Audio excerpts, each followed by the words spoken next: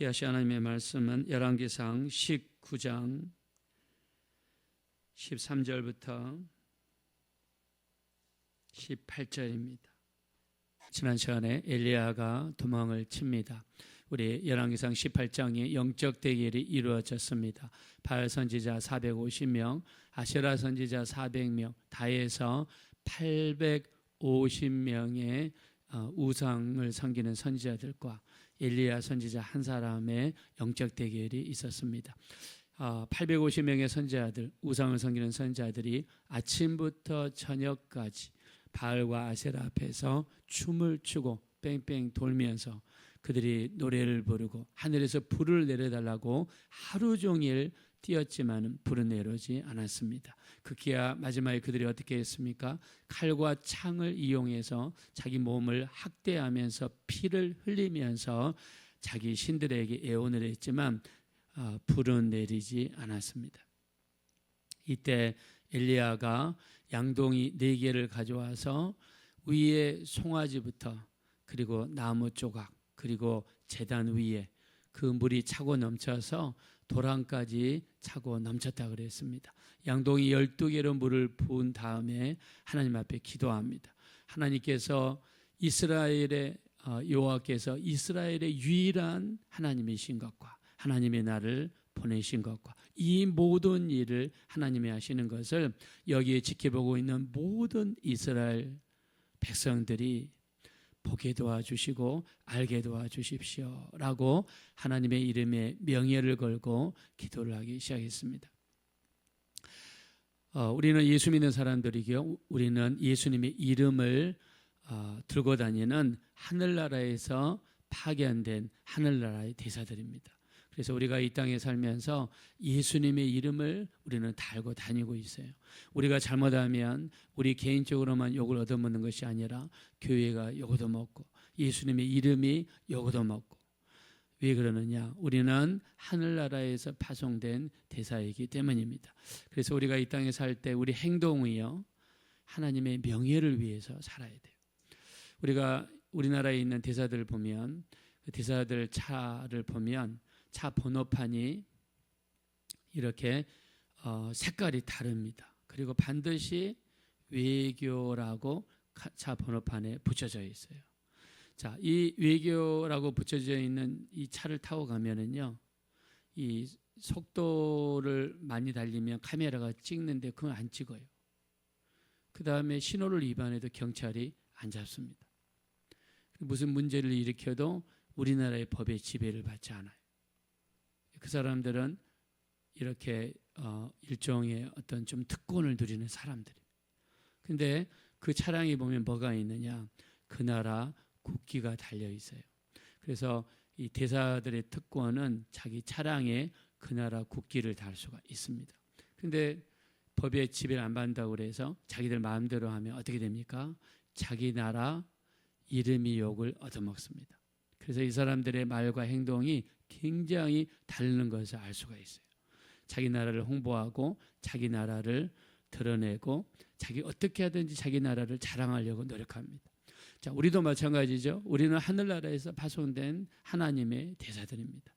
우리를 파송해 주신 분이 예수님이에요. 그래서 우리는 주님의 영광, 주님의 명예를 위해서 행동하고 말을 해야 됩니다.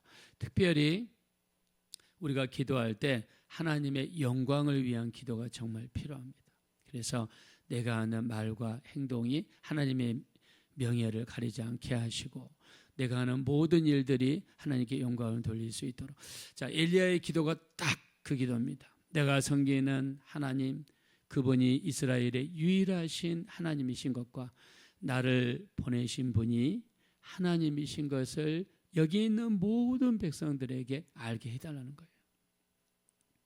제가 이제 저희 교회가 11년이 되었는데요. 저희 교회가 저쪽 신대방 상거리 지하실에서 시작을 했어요. 근데 거기에서 2년 있었습니다. 그리고 하나님의 은혜로 이 공간을 우리가 사게 됐습니다. 그래서 이쪽으로 이사를 왔어요. 이사를 왔는데 여기 4층이다 보니까 비가 많이 새더라고요. 그래서 우리 교회만 그런가 봤더니 오래된 상가 제일 꼭대기 교회들은 굉장히 물이 많이 새더라고요. 어떤 목사님을 만났는데 그 목사님은 저기 숭실대 입구 근처에서 그 상가 4층에서 목회를 하시는데 물이 그렇게 비가 많이 샌답니다. 상가들이 보니까는 이 우리나라가 왜 이렇게 이 시멘트면 튼튼하고 그러는데 이렇게 물이 많이 새는지 좀 이해가 안 되는 부분이 있는데요. 이렇게 우리 교회가 하나님은 여기를 왔습니다. 근데 저희가 그 지하 교회에 있을 때 한 번은 전화가 왔어요. 그 신대방 상거리에서 조금만 가면 그 서울대 보람의 병원이 있잖아요. 근데 거기에 한 청년이 있는데 청년의 담낭이 망가져가지고 담즙이 이렇게 몸 밖으로 샌다는 거예요. 담즙은 이게 굉장히 강해가지고 이 안에 있는 장기를 녹이거든요. 대장도 녹이고 소장도 녹이고 그 다음에 위도 녹여가지고 일주일째 혼수 상태에 빠져가지고 이 의식이 돌아오지 않는다는 거예요. 자기들도 기도를 많이 하는데 목사님도 좀 기도 좀 해줄 수 있습니까? 부탁을 하시더라고요. 그래서 그때 그 보람의 병원을 갔습니다. 보람의 병원을 가니까 보람의 병원 응급실은 그 2층, 3층, 2층이었던 것 같은데요. 들어가니까는 이 응급실은요 전체가 통으로 이렇게 쓰더라고요. 그래서 병이 이렇게 이 침대가 이렇게 놓여 있고 다 뚫려 있어요. 들어가자마자 왼쪽에 첫 번째 침대입니다. 근데 인공호흡기를 끼고 의식이 없어요. 그래서 거기 있는 분들이랑 같이 간절히 기도했는데요. 그때 제가 이런 기도를 드렸습니다. 이 사람이 있는 침대가 이 중환자실 입구고 또 우리가 같이 성도님들이랑 같이 모여서 기도하고 찬양하는 걸 여기 있는 모든 사람이 듣고 있는데 저들이 듣고 있는 하나님이 살아계시다는 것을 여기 있는 모든 의료진들과 여기 있는 간호사들과 여기 있는 모든 환자들과 보호자들에게 하나님 알게 도와 주시옵소서. 하나님의 명예를 드러내시고 이 형제가 믿는 하나님이 죽은 하나님이 아니라 살아계신 하나님이신 것을 하나님 여기 있는 모든 사람에게 알려달라고 우리 같이 성도님들이랑 기도했습니다. 일주일 동안 의식을 못 들은 그 형제가요, 그 다음날 눈이 떠지고요, 의식이 돌아왔습니다.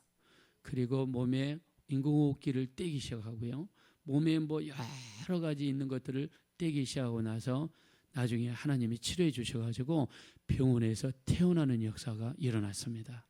저는 그걸 보면서 우리가 합심으로 같이 기도하고 그 다음에 하나님의 영광을 위해서 드리는 기도를 하나님이 얼마나 기뻐하신다는 것을 우리 거기서 깨달았어요.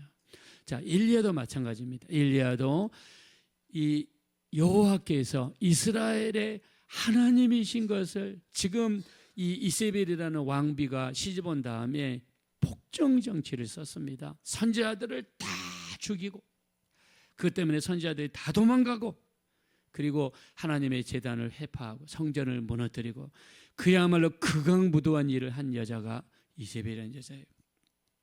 그래서 엘리야는 지금 목숨을 걸고 영적 대결을 한 겁니다. 만약에 하나님 앞에 기도했는데 불이 안 내려봐요. 그럼 자기도 죽는 거죠.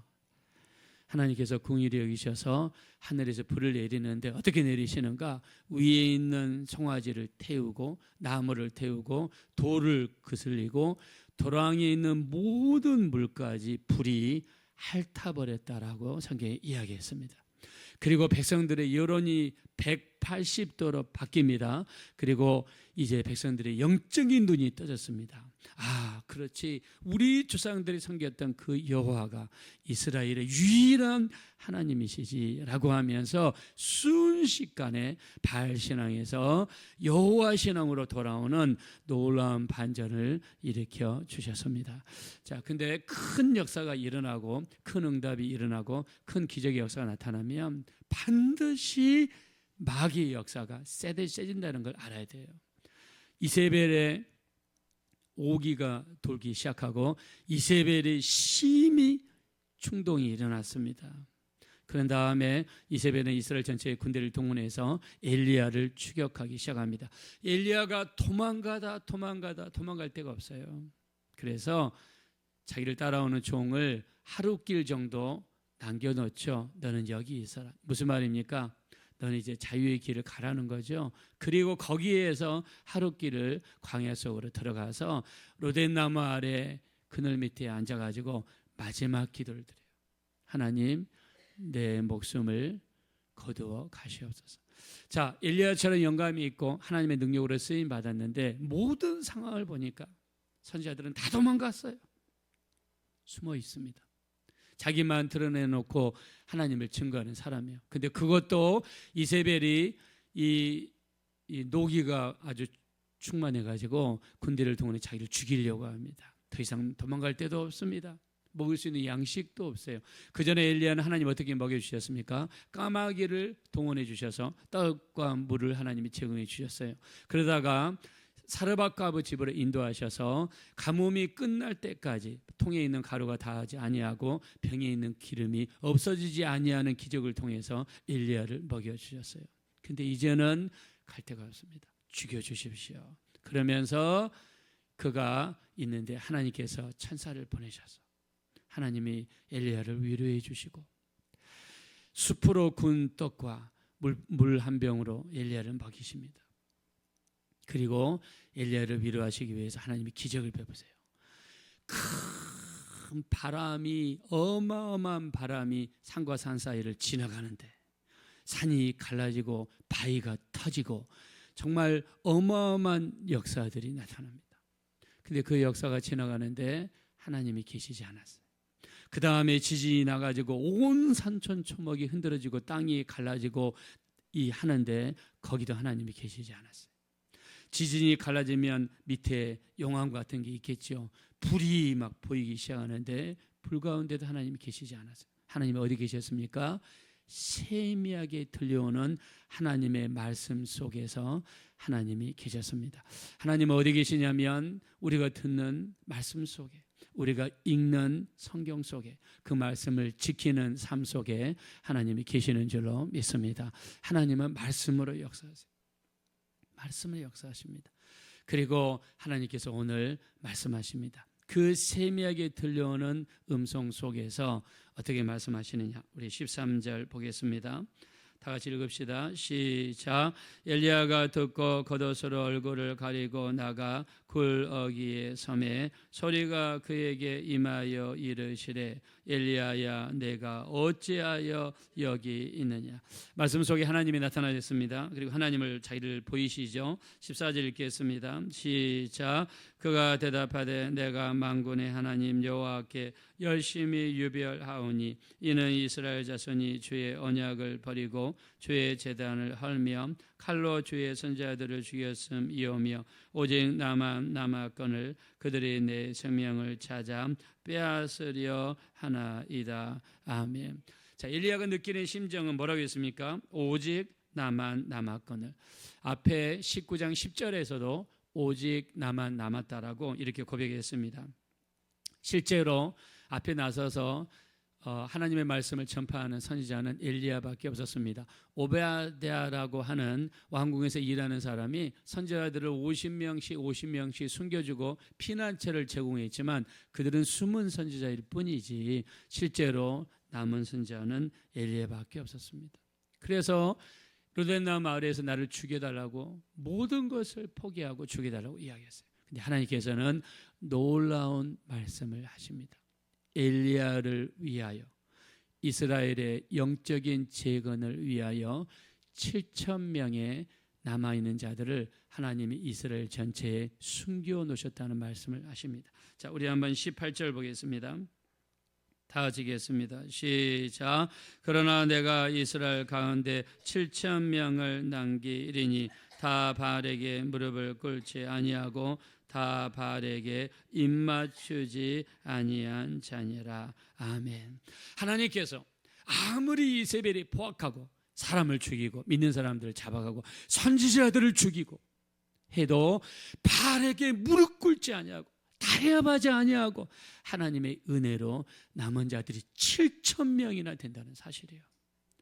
이들을 통해 이스라엘 다시 일으키시고 영적인 재건을 일으키시는 놀라운 역사를 일으켰습니다. 성경에는요, 어느 때든지 아무리 핍박이 있고 아무리 예수 믿는 사람들 죽이고 잡아가고 교회를 해파한다 할지라도 우리 로마서 11장 5절에 보니까 지금도 은혜로 택하심을 따라 남은 자들이 있다는 거예요. 여러분, 북한에도 지금 남은 자들이 있어요. 약 한 8만에서 10만 명 정도의 남은 자들이 있는 걸로 알려져 있습니다. 아무리 북한 정권이 핍박하고 죽이고 성경책을 들고만 다녀도 감방에 보내고 정치범 수용소, 말이 정치범 수용소이지 거기는 아우지 탄강이랍니다. 허리를 못 듭니다. 일평생 그 강냉이 한 조각 먹으면서 일하다가 거기서 죽는 거예요. 성경책 하나 들고 다녔다고. 그 악랄한 북한에서도 10만 명의 남은 자들 하나님이 남겨주셨어요. 여러분, 유럽이 그렇게 타락하고 영적으로 타락할 때 1620년 102명의 사람들이 메이플라워 배를 타고 종교의 자유를 찾아 미국에 정착했습니다. 그리고 1730년부터 1740년 사이에 하나님께서는 미국의 기도 운동을 이렇게 세워져 가지고 영적 대붕의 역사가 일어났습니다. 조나단 에드워즈라는 사람을 중심으로 영적인 대각성이 일어났어요. 그리고 1790년부터 1840년 찰스 피니를 중심으로, 그리고 미국 전체의 헤이스택 프레이어 무브먼트, 건초더미 기도회가 미국 전체에 타올르기 시작했어요. 그 불이 1885년 4월 달에 아펜젤러 언더우드가 우리나라 제물포항에 도착해서 우리나라에 불을 지르기 시작합니다. 1907년 평양 장대영 교회에서 우리나라에 복음의 불이 타오르기 시작했어요. 1910년 우리나라 한일 합방이 이루어지기 전에 하나님께서는 우리나라에 복음의 불을 일으키셔가지고 일제에 한가하게 하시고 1950년 공산당에게 한가하게 하시더니 우리 대한민국에 복음의 꽃을 피워주게 해 주셨습니다. 할렐루야. 중국도 마찬가지입니다. 1962년부터 1976년까지 이 홍위병을 중심으로 문화대혁명이 일어났어요. 성경책을 불태우고 목사들을 죽이고 교회를 무너뜨렸어요. 문화대혁명이 일어났지만 그때 남은 자들을 통해서 지금 중국에는요, 예수 믿는 사람이 1억 명이 넘습니다. 어느 시대든지 간에 은혜를 따라, 택하심을 따라 남은 자들이 있습니다. 남은 자들의 특징은 바알에게 무릎 꿇지 아니하고 바알에게 절하지 아니하고 철저하게 세상과 구별되어 믿음을 지키고 거룩한 신앙으로 무장한 자들입니다. 우리는 이 마지막 때 남은 자들이 되어야 될 줄로 믿습니다.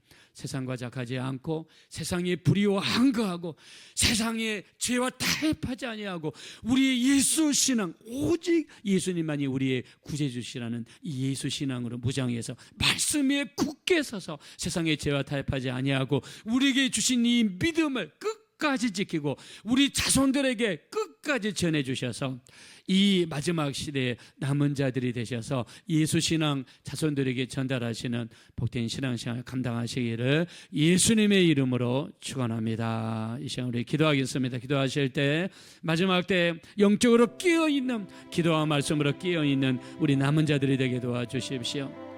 세상과 타협하지 아니하고 말씀에 굳게 서서 우리에게 주신 예수 믿음 끝까지 지키게 하시고 우리 자녀들에게 나눠줄 수 있는 우리 이 마지막 세대 남은 자들이 될 수 있도록 은혜를 허락하여 주십시오. 우리 합심으로 간절히 기도하겠습니다. 허락하시고 아버지 하나님 진심으로 감사합니다. 우리 하나님께서 인도하시고 도우셔서 우리 하나님 불쌍히 여겨 주십시오. 긍휼히 여겨 주십시오. 마지막 때 세상과 착하지 아니하고 이 마지막 때 죄악과 착하지 아니하고 하나님의 뜻을 이루며 하나님께 영광 돌려드릴 수 있는 이 마지막 때 은혜 받은 사람들 남은 자들이 될 수 있도록 우리 하나님 인도하여 주시옵소서. 엘리야 시절에 바알에게 무릎 꿇지 아니하고 바알과 타협하지 아니하고 절하지도 아니하고 바알로부터 구별되어서 거룩한 신앙을 지켰던 7,000명의 남은 자들과 같이 이 마지막 세대에 수많은 죄악이 가득한 세대에 우리 세상과 착하지 않게 하시고 거룩하게 구별되게 도와주시고 우리에게 주신 이 믿음을 다른 영혼들에게 전달하며 특별히 우리 자손들에게 전달할 수 있는 모두가 될 수 있도록 인도하여 주시옵소서.